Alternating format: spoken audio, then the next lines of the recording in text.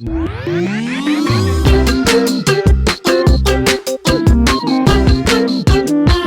and gentlemen, welcome back to Ami's House. This is a special episode. It's probably going to be one of the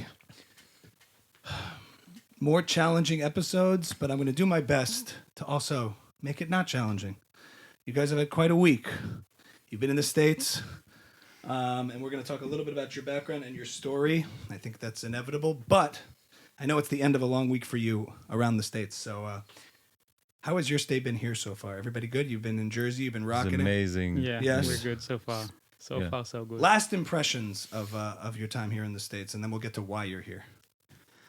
Last impressions? I don't know. It's been a very good week. I came, I made like a small stop in Spain, but I almost like came straight from Israel after like a very tough 3 weeks. And I came for like to visit the family here, and we met amazing people. We got so much support.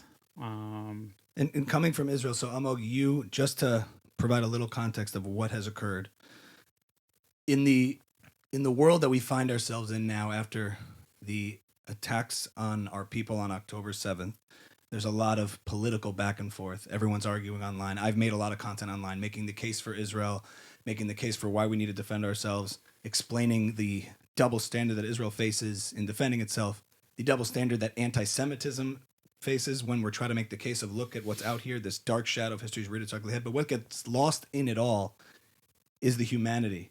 When people talk about Israelis as if they're these settlers, colonialists, all these terrible designations that excuse these atrocities against these terrible things, so we lose the human story. So just, if you can, the context of what brought you here and what occurred for you, if you could just tell that story to the best of your ability, and then we can explain like what brought you here and what the stories you've been sharing with everyone.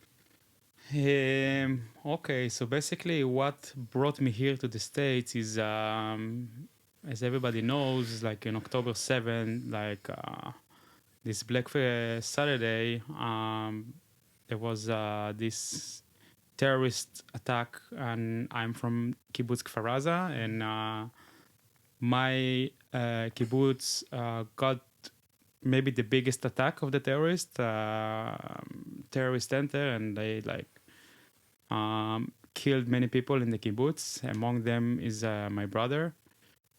And yeah, it's been like very tough 3 weeks. All this process of giving us the improvement that is died, and waiting for the final improvement for the funeral, and then like almost 3 weeks of Shiva. And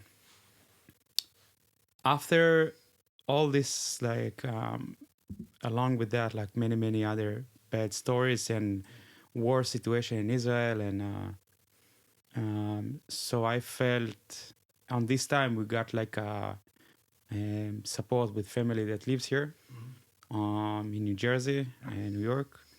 And after the Shiva, I felt like I need to breathe. Right. So it was so intense.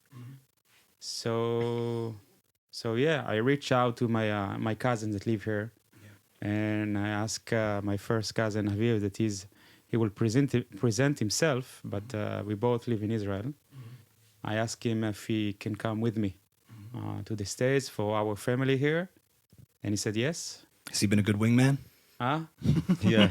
No, he's the best. Yes. The best man I could ask for this week. Yeah.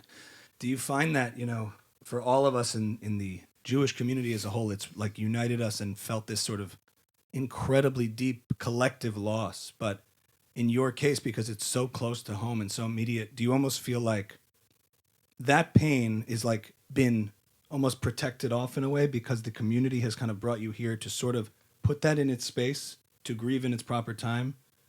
But like the community, in a way, when we experience loss as individuals in our community, we have Shiva, we have this concept where people gather around you and almost form this shield of protection to shut the outside world out, but remember you're not alone, And like, I'm just curious if you could speak about that, how that's felt to come to the States where we value community so much because we don't live in a Jewish country. And it's like people talk about going to Israel and you don't feel that as much. You feel it different. You feel a national community because everybody's, you know, in the Jewish state, it's so much more of a spread out. And here we are in these enclaves where we get together and hold each other during this time. And have you felt that in coming to the States?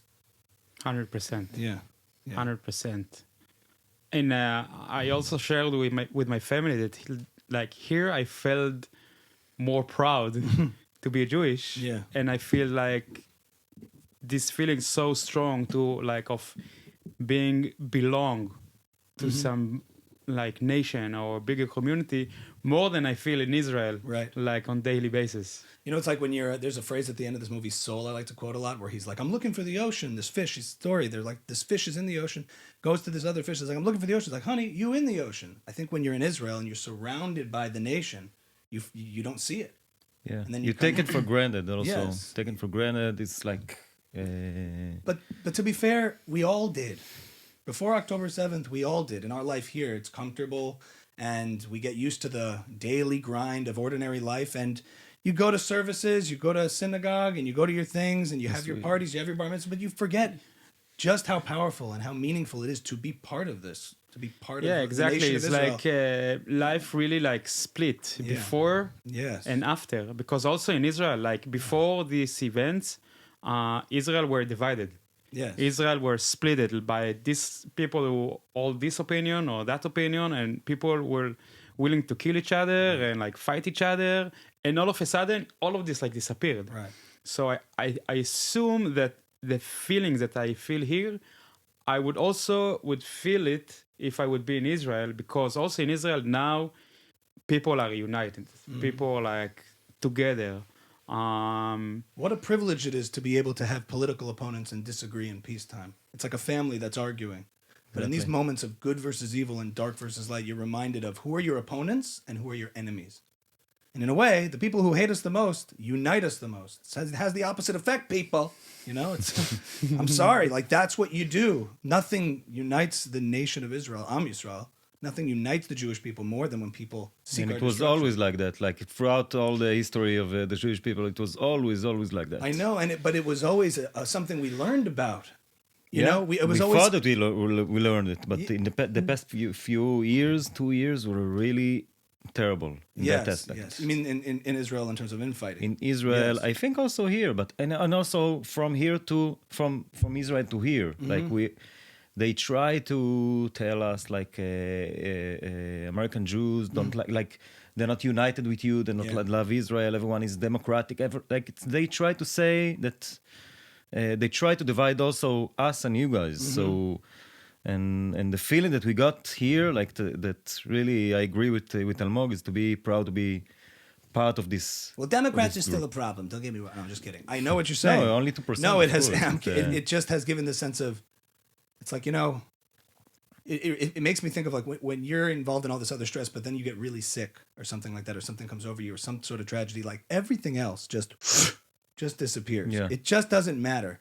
Nothing can function. Nothing can happen. The small bickerings of ordinary life Doesn't matter. It doesn't matter Anything because you have matters, to get yeah. healthy. And now we are healing, and you are healing from such unspeakable pain, and we are healing as a community that until we get back to baseline, all that trivial stuff puts it all in perspective. It's all over here.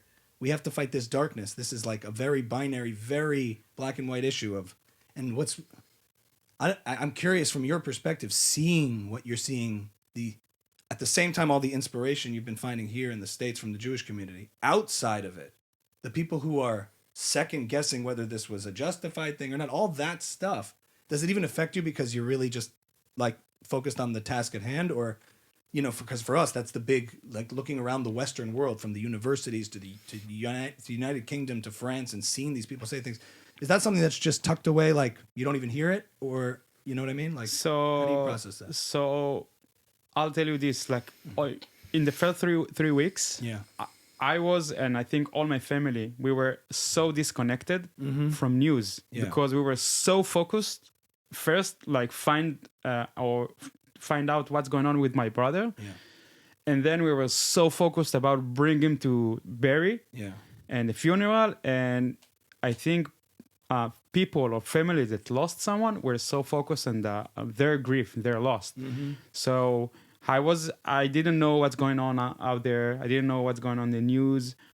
Also, while I'm here, I'm kind of I'm not really aware of what's going on at the news in the news, because my experience is I lost someone that I really loved, and I focus on this one. But I think since we came here, we heard about all this anti-Semitism and what's going on in the States, and also students came to made us an interview, ask you those questions. So all of a sudden, I become aware of, oh, this is what's going on in the world. Right. Because in Israel, you don't feel it, because in Israel, everybody's like Israel, and it's like us against the world. There's just not enough bandwidth to care And about here that fight. it's That's like- our fight. There's not enough bandwidth emotionally to say like, oh, I'm also worried about the rise in anti-Semitism. It's like, no. But we have to Yeah. because it's it's Not that first- it's not important. I just mean for you guys subjectively, it's like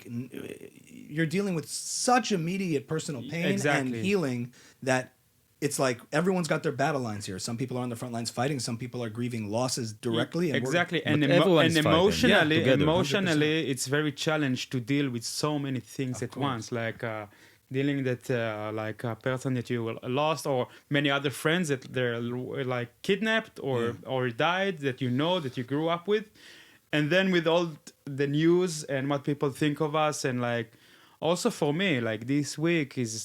I shared with you earlier, like only this is my last day after a week that I'm here. All of a sudden, this like emotions is like rising up. And before we came here, I talked to my dad on the phone, and I asked him about my mom. It's like, all of a sudden the reality of what has occurred. There's this weird thing that happens in tragedy where like I feel like the emotional capsule inside is protected before you face the reality, and the hardest part is almost like, I would imagine once you get back to real life and realize that this is a new reality, that's when it hits. So I feel like you can feel yourself because you're going back to Israel soon and having to face this whole thing. You know? and also it's not like a normal like death of someone beloved, normal like Shiva. Yeah. All our kibbutz were evacuated. Like the situation now that none of us has a house to go back to. We are all like all around Israel in hotels or different houses. It's not like we have like this week to grieve from this person and then life's move on. It's unprecedented. It's like it's been a month and we are not in the life after, you know. It's It's gonna take a while. It's gonna take a There's while. no- yeah. These guys, they don't have houses to go back to. They don't have like jobs. Like his father was like in charge of the fields in the kibbutz. yeah, it's like They don't have starting fields, from they don't have scratch, anything. and you don't know how to even like what is the next first step. Like the entire what? way of life, the entire Yeah. projected things that you could map out have been eviscerated. It's like it's more than it's on top of personal loss and what to do, and on top of terrible ways of losing people. It's like everything has been turned this way. So you don't even have a.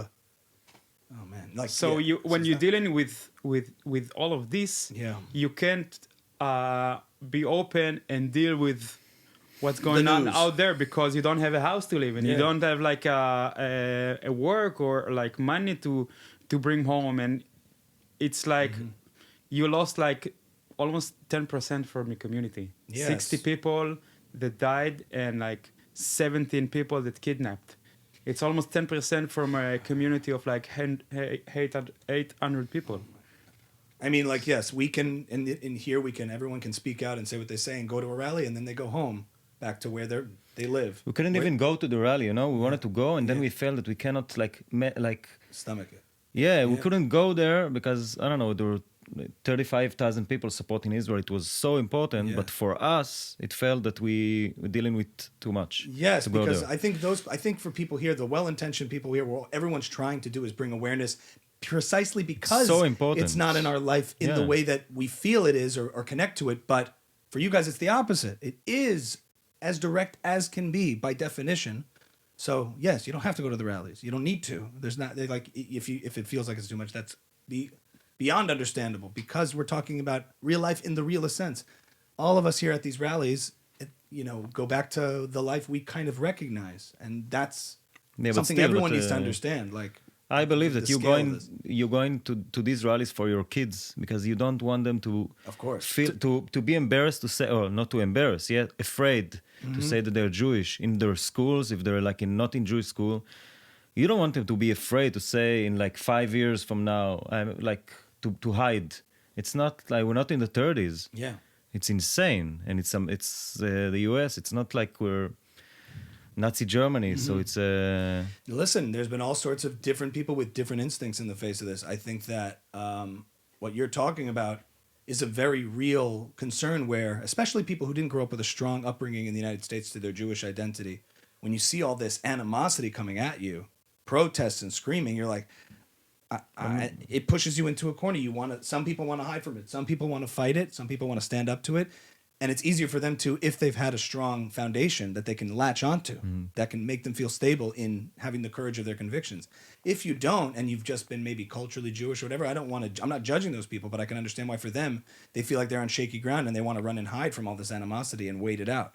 But it's so important to hear like that we bring our kids to these things to bear witness to what's been going on and also to build a strong sense of pride and to be unapologetically Jewish. exactly. We are not hiding in attics. We are not. This is the embodiment of the case for the state of Israel. The difference between now and then is the state of Israel. The craziest thing is like people are using the state of Israel as this excuse to try to hate Jews and express this anti-Semitism, and it makes the strongest case for Israel. Why we need a state of Israel and why having it is so crucial to Jews today. So I think, yeah, exactly. The message is clear. Like you must be unapologetically Jewish and unapologetically on the side of humanity, we're done on hiding. the side of goodness. We're done hiding. Yeah. We're done. Also, like in the last operations, like every few years in Kfar Aza, they suffered like I think twice a year, like this, like sort of a small operation that they just getting missiles to their houses. They need to get into the safe room to hide there. They got used to it. Which is sick. Like the normalization. Which is sick. Because why would someone get used to a reality that every 2 years someone shoot rockets to his house? No Western country or civilized society would all tolerate. this community needs to be evacuated to a place and with all these small kids and then come back like a week after or so and grow up with this. One of the saddest things people were saying, like that I live in Israel, when telling me this, well, at first I thought it was just a regular rocket attack. What is regular? But that's a real saying, right? It's like, listen, I didn't think it was anything out of the ordinary. That you walk in Manhattan and you have like regular rocket attack. If this happened in New York City, Toronto, any modern westernized civilization would never tolerate this. But it's incredible that that's a statement that you hear in Israel, like, in recounting the worst day in modern Jewish history. Oh, I thought at first it was a regular rocket attack on Israel because that just gives you a sense of how normal and regular it is for Israel to face hostility from its neighbors. So, and also this is why for like people outside, it's like easy to protect Palestinians or be like pro-Palestinians or like they don't know how does it feel like live right next to this and every 2 years like grow children with this hope that they won't experience this and because every 2 years since 2008 there was an operation and then there was like a negotiation and then they stopped and then it came back 2 years after and 2 years. This time I think there is no place for retreat this time, because if they will retreat, if they will finish it with some agreement, it will happen again and again and again, and no one will, learn from this, and more people will die. I've described Hamas as a cancer, and I think it's like we can't just put it in remission. We have to eradicate it. Put it in remission, it comes back. And the craziest thing is, like, when people protest about Israel's response and calling for a ceasefire, it reminds me of this analogy that I kind of thought about it in these terms. It's like Hamas is this cancer we have to fight. And everybody's upset about the chemotherapy. They're like, oh, I'm against chemotherapy because it kills healthy cells too, which is terrible. But you have to eradicate the cancer or the patient, Israel, will die. And that's what's happening. This is the choice between bad and worse. This is the choice between self-defense and suicide. People don't understand the stakes. And most of these people shouting about it in the abstract here, they can't find Israel on a map. They don't even understand the proximity. They have bought into this call it a far leftist narrative about Israel as the powerful colonialist usurper. They've bought into all of these Yeah, it's a story slander about that Israel. people told them. It's a story that So they're they getting heard. mad about the treatment of, like, you know, to the point where they're defending the cancer. It's like, it's so backwards, such a reality collapse. Like, we've witnessed the modern day Holocaust celebration and Holocaust denial at the same time. And then I said to myself, screw it all. Like, there's a part of me that wants to try to reach people, and like, that's what I've been trying to do. And then there's another part of me that's like, sorry, F around and find out. You gotta seriously, No, it's you cannot No, fight there it. is so much. That's what You Bibi's cannot message to fight Hamas should be, by the way. stupidity. You F cannot fight around it. and find out. No more speeches. אנחנו במלחמה. F around and find out. That's it. We'll do more Bibi later. I know he's not the most popular, but I think you need to keep him around because he can speak English. Am I right? That is the only You know, reason. the Bennett knows how to speak. Bennett, yes, but he's so always a little constipated, you know? He's always like, yeah, yeah. You know what I mean? You know, he's here. No, he's here in the He's in area. the States? New York, Okay, well, yeah. then he needs to go to the bed. So, no, maybe you can. He's like, what are you can talking, invite him here. Christian? What am I hearing? I don't understand. Judea and Samaria? Yeah. You know? Bennett's great, but he's always like, I cannot believe what I'm hearing. Yeah, he's mad. It's just like, he needs to relieve himself, then go back on the news. I love you, Naftali Bennett. You're doing great work. But I cannot believe what I'm hearing. This is a reality collapse. What are you saying? Bibi is more like, you know, the other press people, like, they need to work on this. You know what I mean? Because they're like, listen, we don't want to, but it's not nice, but we have to. I'm like, please, no. They're like, it's a humanitarian disaster. What are you supposed to do? Egypt. What about, why you not say Egypt? Excuse me, sir? What? So Bibi can get up there. And obviously I'm not really, you know, I know the case for Bibi has never been worse, and we can talk about all of that. But when he gets up there and he says, we will defend ourselves tirelessly, vigorously, relentlessly. We will not sacrifice our children, even though our enemies are willing to sacrifice theirs. Boom. That's what you need for the... Because he's saying like general things that can really be... Jesus, he just knows how to speak English. That's Exactly. all. Just knows how to speak English. And yes, I just think that's something Israel... He says many things and says nothing at the same time. time. We need a little word salad sometimes. It's delicious. It's healthy. It's word salad. Make Word a salad. hadama. But yeah, I mean, there's all these different sort of battle lines. There's the real one, the physical one. There's the propaganda and press war. I think whatever like the Jewish people who lives like outside Israel needs to do is really like put energy and efforts in education, because I think knowledge and like education will bring the tools for their children to deal with what comes against them with cause there is so many people that are pro-Palestine, but there's so much ignorance. They don't really know what is Palestine.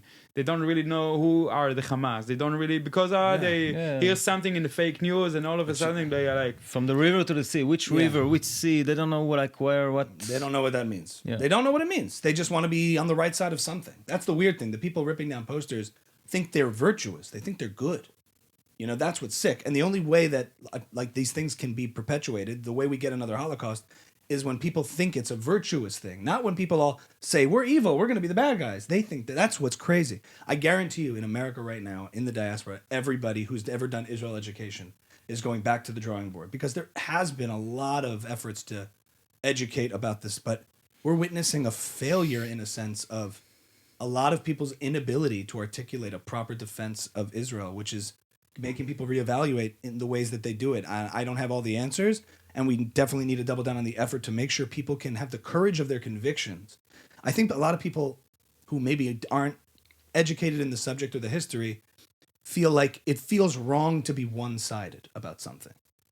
They feel that they cannot speak for themselves. Yes. Other people needs to tell their and story. I think sometimes giving to people all defend the them. answers before you give them all the reasons why those answers are correct is scary, because then they come up against counter narratives and they don't know what to do. Yeah. Well, I have all these talking points. Here's what I'm supposed. That's not the case for Israel, and it's also not the case for Israel that you should support it just because you're Jewish. That's a personal reason. Yeah. But a lot of people have been saying it's your. You know, there's been a lot of people who are attached to Israel and confuse their personal affinity for it for the moral case for Israel, which is super important, and that takes education, like you're saying. It takes a sense of understanding.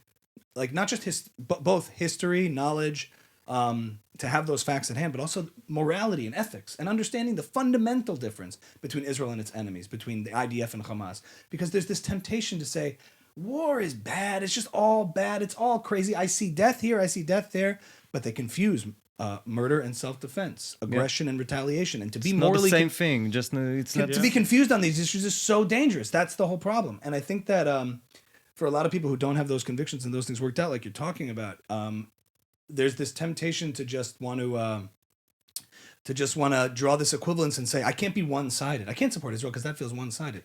But when a rapist rapes a victim, and you take the side of the victim, that's one-sided and it's right. One-sided does not mean wrong. I think people buy into this false illusion that to be one-sided is to be narrow-minded or is to be wrong. And like it's like basically like sitting on the fence and like not be with them, not be with them, and be like. Well, I want to be open-minded. I understand. I want to see both sides. And you see Pierce Morgan. He's been great about certain things. And he goes, but also it's interesting to me. Blah blah blah blah. Then he has all these like ambassadors on, and he makes equal cases for both sides. That all sides are equal in the spirit of being open to things. It's like, look.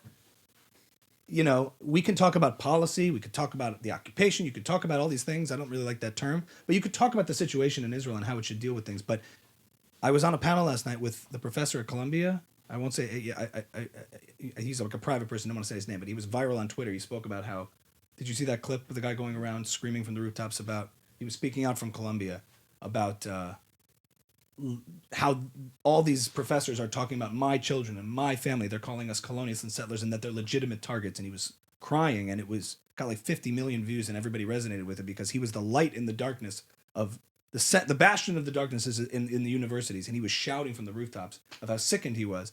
But he's leans left politically and made the case that, we can talk about policies, but there is no compromising on the difference between humanity and cruelty. This is something we all have to agree upon. My existence is not up for debate. Our security is not up for debate. And so I think, like you said, education across the board, history, ethics, morality, all of it needs to be a part of the equation. I think maybe we focus too much on history and data and not enough on ethics and morality. That could be what's missing. I think next to every poster that someone, like every poster they hang in the city, they need to put a screen with a video of the actual person that got like to the actual action of the kidnap, like the Hamas soldiers, the Hamas terrorist came to take this baby. Yes. I'm sure there is a video of this occasion. They need to see it. Yeah.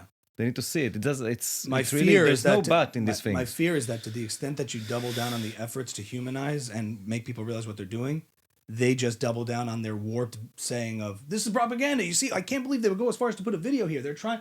So I don't know. You cannot convince them. I don't know how to reach people like that. It could be that it's it's too far gone. And at the same time, it's too exhausting. It's like, guys, we got to defend ourselves. Yeah, So I think now forget it's it. like But it's have to put the become message in. so like complicated now with all this social media and like those fake news, and it's like so easy to like put some video that someone edit and like bring a message that is misleading. You cannot mislead, argue with someone and- that like lies. Yes, that's true too. And also these Instagram influencers who are suddenly experts on military tactics. Yeah. I didn't know someone who reviews makeup products all of a sudden knows how Israel should execute a military campaign. I'm like, it's like, excuse me, and they're just throwing around words. They hear words, they throw them back around. Apartheid, genocide, all these things. They don't know what is They're genociding. apartheid. They're genociding. It's like so wrong. I get such a bad vibe. They're just like, I like Palestine because like it sounds like palace, and I love palaces. exactly. Like in Israel, just like sounds weird. It's like Israel, like ill. But Palestine, like it's like Aladdin. Like remember Aladdin? I think that was in Palestine.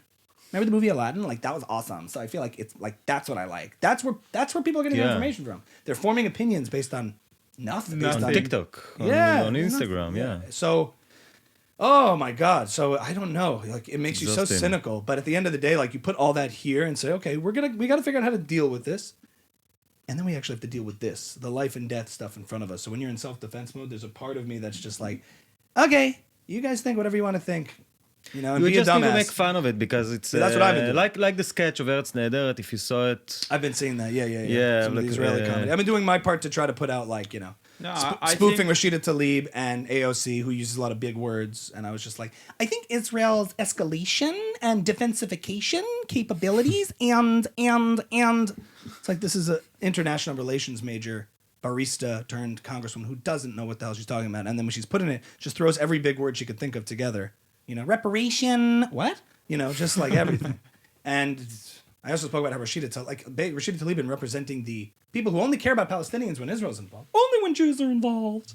I just like, it's so obvious. And there was like atrocities committed today in Sudan and It's just by chance, the Jewish people there. So by only chance. when Jews are involved. The only people who can't defend themselves, the only state that can't exist is the Jewish state. Anyway. So at the same time, I hear you. So it's all there. We'll deal with it.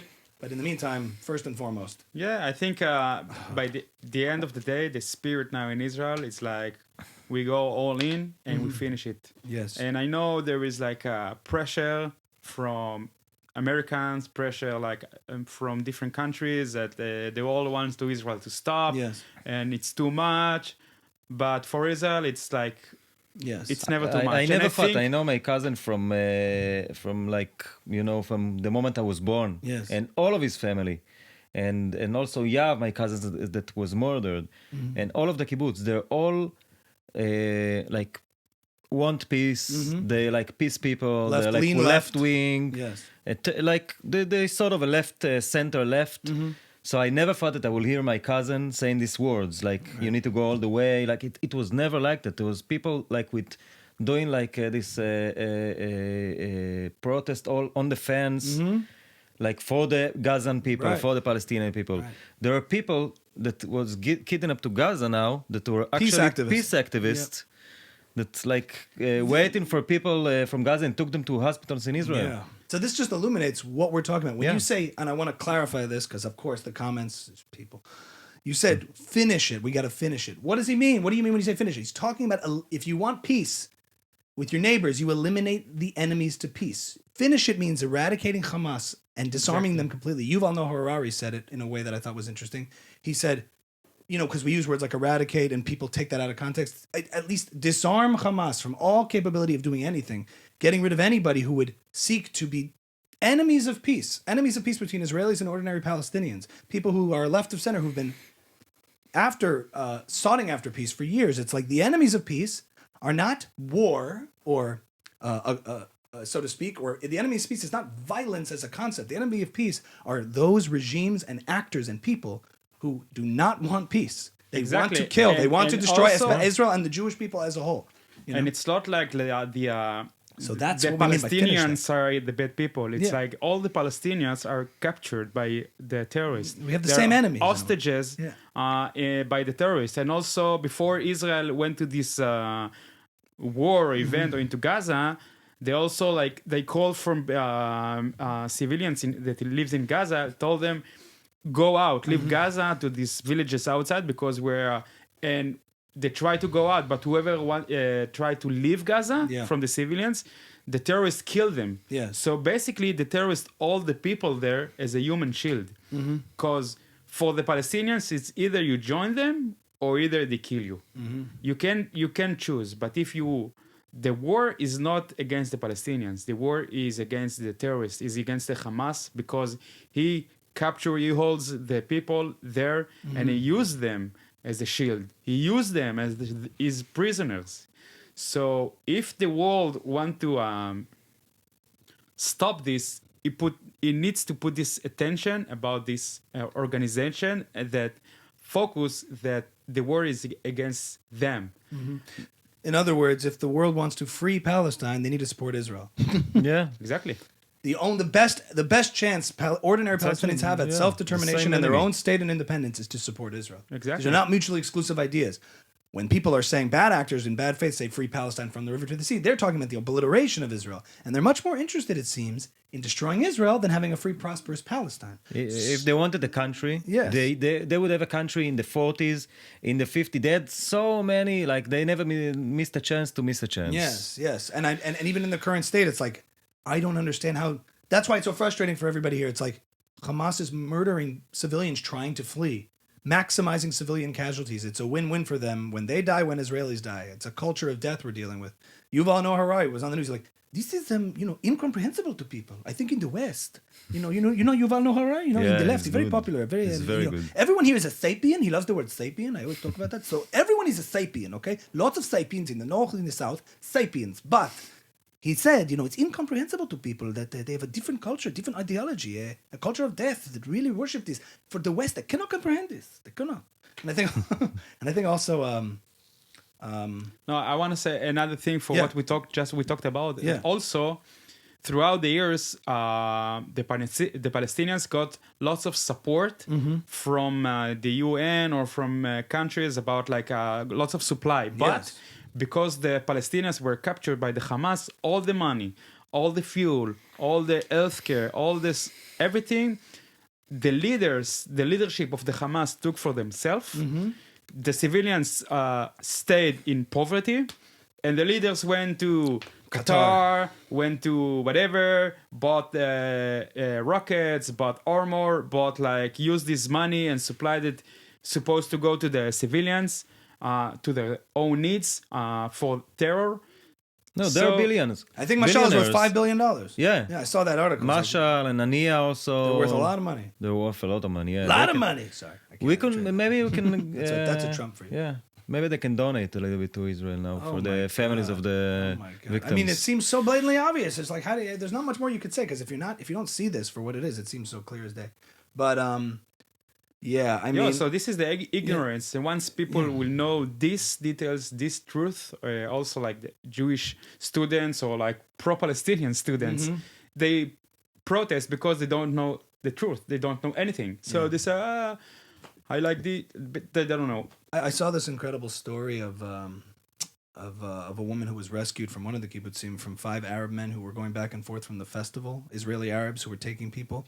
I'm just curious if you have any sense of like Israeli Arabs in Israel and like the reaction from them and the interactions, like for people telling me like it's kind of going back to normal people, like people are people, like human interactions on the ground. Like I wonder, maybe that's a separate conversation to be had at a different time, but you know, there was an Arab bus driver or something at the festival who Hamas shot dead too. There are few. There are a lot. And Yes. there are also kidnapped people. Who are Israeli Arabs. Bedouins. They call them collaborators, and they shot. Bedouins They're as just well. like And yeah, I'm because people live in like it's like the regular way of life. They like living their life. They're going to work. They like putting their kids to sleep. Yes. It's like These are I have a humans. lot of Israeli Arabs or Palestinian Israeli friends. Yeah. From the West Bank, from Jerusalem, from Jaffa, from Yeah. a lot of places. Like, really, like good friends of mine, like brothers. Yes. And they called me Yeah. in the first week, like after they knew what happened to my cousin and it's people that I work with. They like cried. They cried and they were ashamed of this because they know that Hamas is not representing them. They share but this- yeah. but they have families also in Khan Yunis and in Gaza in these places and they're worried to them. Yes.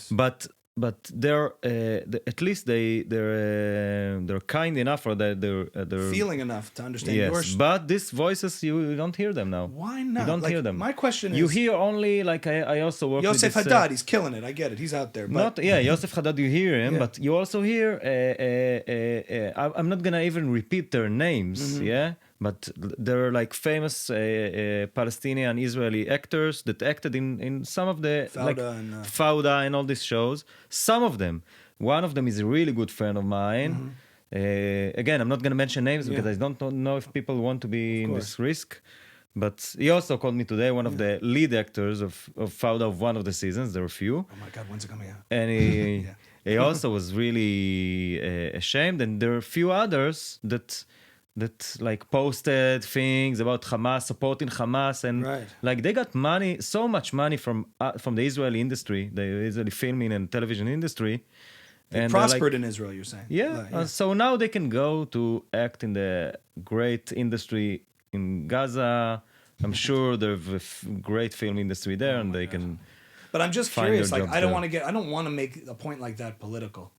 Just from a human sense, it's like the people like that who called you, the personal relationships you have with Israeli Arabs, Palestinians, who reached out to you for sympathy about what's going on. Do they share the same ire and anger towards Hamas and what they've done? Yeah. And what they've brought onto the Palestinian people, basically and they're- killing all of these civilians. And they're really political people. These people that I'm talking about, Right. they're always like they're going to every. They went like before that. They went to every pro-Palestinian protest in Israel, and it's not that like they're like I don't know, not It's dealing not like with they're apolitical. politics. Yeah, they're not apolitical. They're not apolitical, and still They told me that they're not representing them. They don't want like they have kids the same age as the kids that got kidnapped. So like They're human beings. yeah, they're human beings. So they don't Everyone think affected by if this. they're not, maybe they support. Maybe also even my friends. Okay, maybe they support. I don't know, Hamas hurting maybe Israeli soldiers, but I can maybe understand because it's like it's not an army, Hamas, it's terrorists, but it's like terrorists against soldiers. But People understand that ethically, But that against, that like, fighting armies 9 is years old, No, no.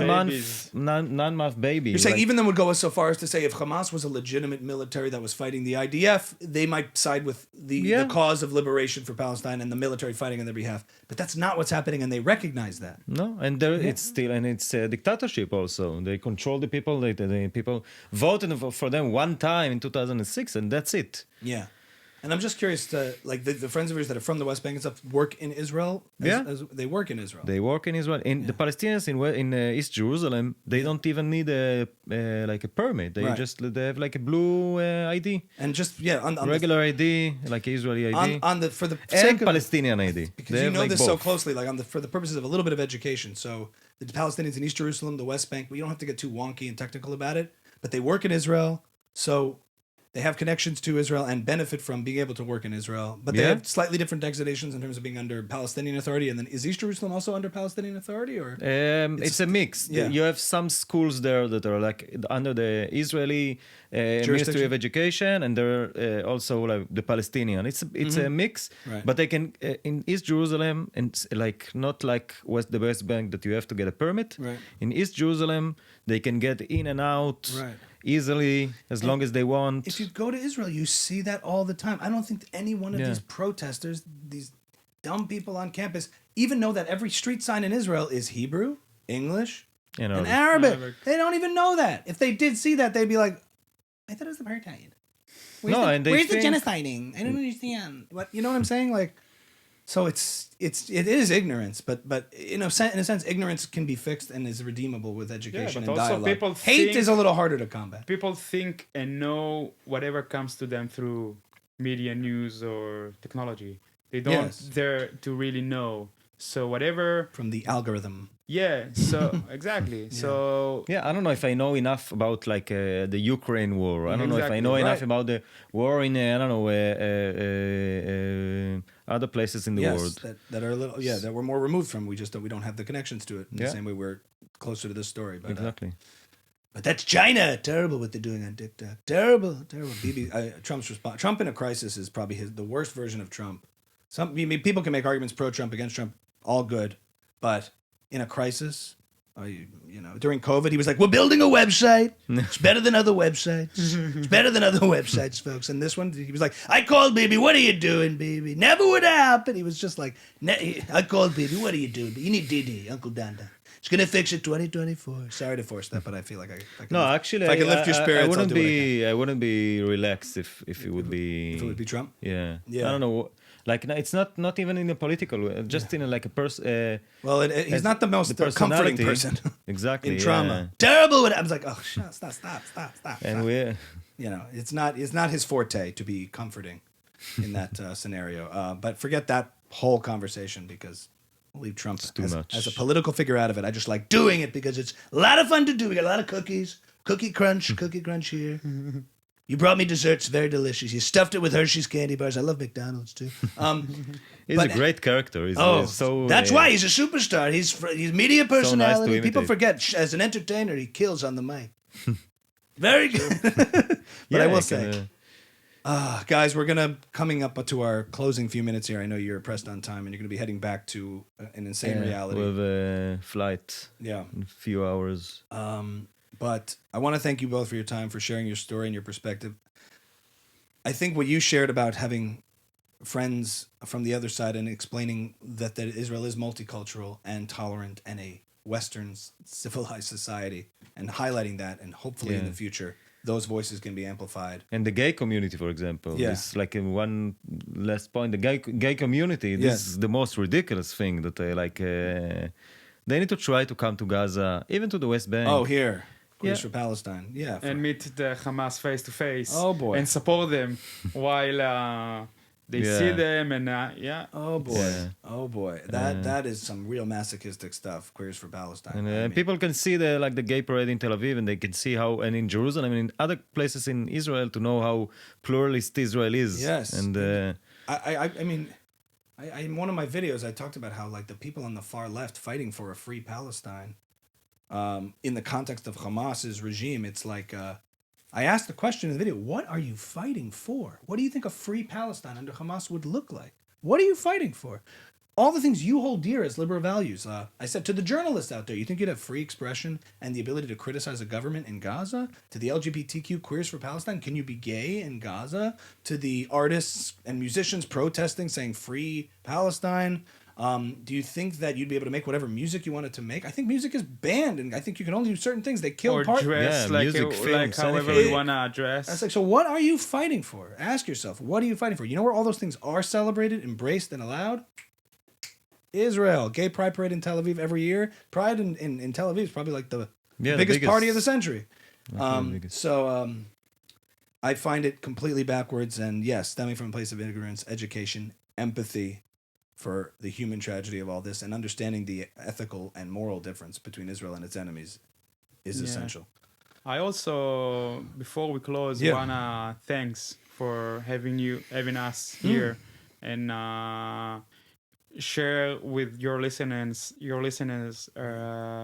like our voice, our story, and I think it's very, very important. Like people like you and other people, that you do what you do to educate people and put it out there, and yeah, keep doing that, because this is what eventually like can also save people's lives, like save people from violence or because of